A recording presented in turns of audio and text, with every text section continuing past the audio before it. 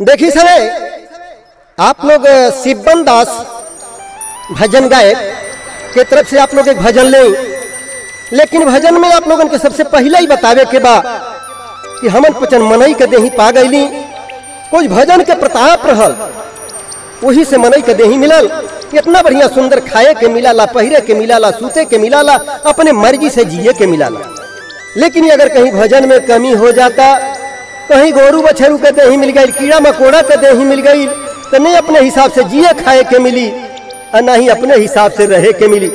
यह नाते हमारे संत महात्मा लोग लखावत हमें हे जीरा, यह जीरा के दुल्हन के एक नाम धई के दुल्हन शब्द कह के यह जीरा के समझावत हमें कि हे जीरा, अगर भजन में कमी कही देबा तो फिर आगे चल के नैया पार नहीं होई। लेकिन भजन में कैसे लखावत है महाराज, आई सुनी।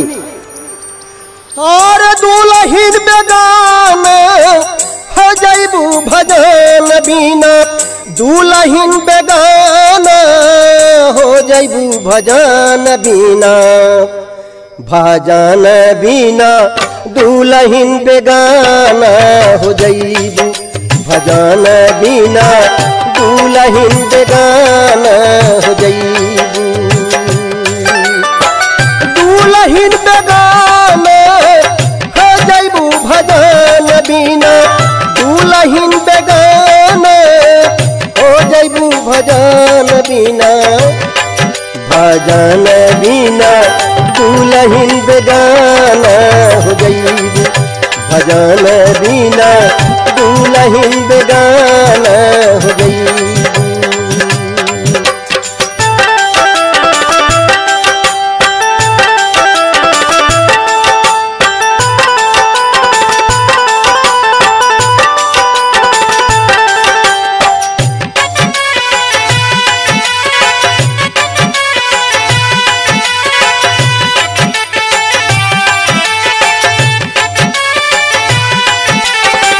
धोबिया के घरवा गदही होई, तीनों टांग छनईबू ए दुल्हन, तीनों टांग छनईबू। धोबिया के घरवा गदही होईबू, अरे तीनों टांग छनईबू ए दुल्हन, तीनों टांग छनईबू।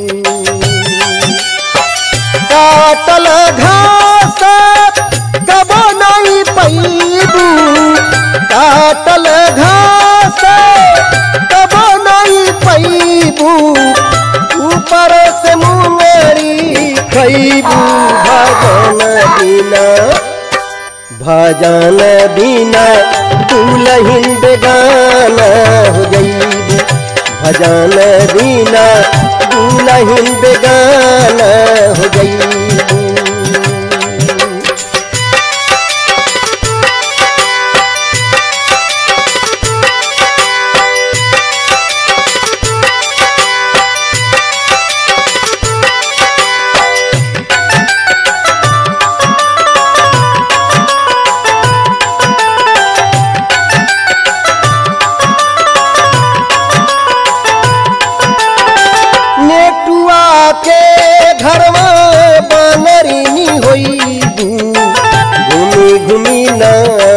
देखईबू ए दुल्हन, घूम घूम नाच देखईबू।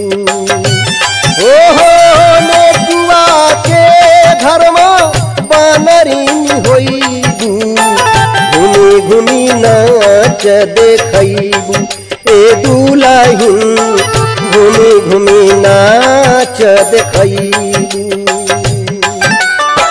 बीच सभा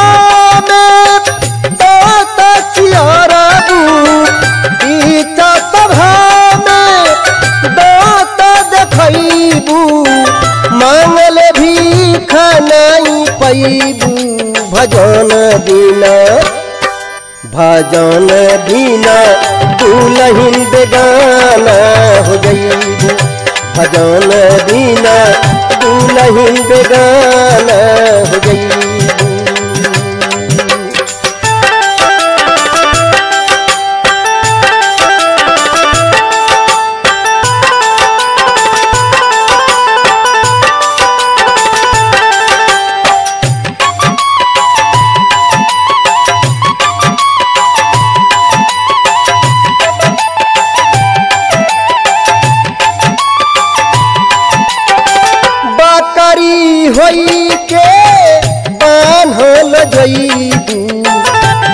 पिया लगी तमे मियबू ए दुलहिन भूख लगी में मियबू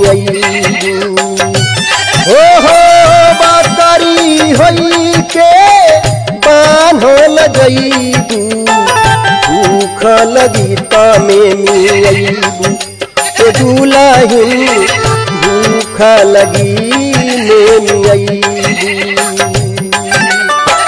धई ठेहावा पर काटल जईबू धई ठेहावा पर काटल जईबू हंडी में उसी नईबू ये दुलहिन भजन बिना दुलहिन बेगाना हो जईबू भजन बिना दुलहिन बेगाना हो जईबू